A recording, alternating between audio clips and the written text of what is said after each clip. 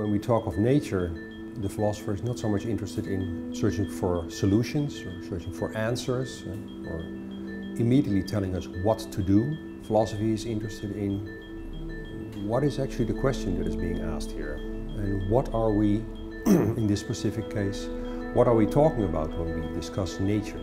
So nature is a concept, which means that it has been developed over the years, and that over the years, over the centuries, over the millennia, it has gotten a specific content. There are many ideas which are attached to nature. So nowadays, a quite dominant narrative is that nature is somewhat a static equilibrium. A static equilibrium meaning as if nature is not so much supposed to change. A second feature would be that we, human beings, are considered to be outside of nature. So not taking part of it. We are changing it, but that is because of our actions. And if our actions would stop, then nature would again turn into some kind of static equilibrium. Now the third thing that I notice here is the idea that although we are outside of nature and we have kind of changed its course, there's also this idea that we can also change it back.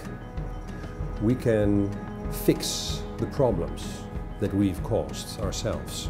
So this threefold narrative is in the end quite mechanistic in the idea that we've changed the machine as the outsider, the machine of nature, and we should now find ways to fix it again. At the same time, I want to introduce a term which is crucial here. It is dualist.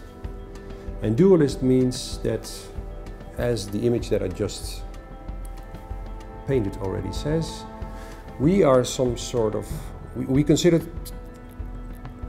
ourselves to be outsiders. Dualism is a way of thinking in which there's always opposites. Culture is different from nature. Man is different from animal. Technology is different from organic movement, whatever. So if we're talking about these three features, one was nature is a static equilibrium. If we think about how nature works, of course there's nothing static about it. Nature is violent. Nature is always in change. Nature can be extremely unexpected, also for biologists. So the first feature actually makes no sense, which means also that there's nothing to return back to. There's nothing to restore.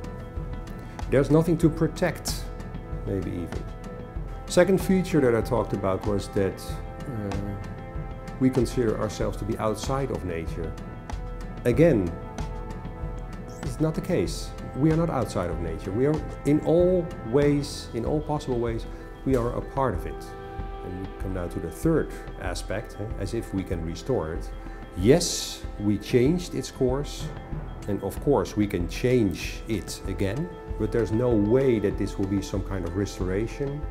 So what we should focus on is not finding your quick solutions, but rethinking nature from a very different perspective, which is not mechanistic and which is not dualist. Of course, this has been done for a long time already.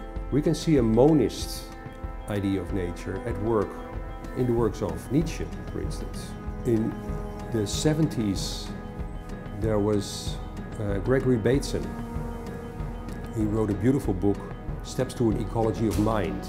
He gives us all kinds of examples of how our mind is part of everything that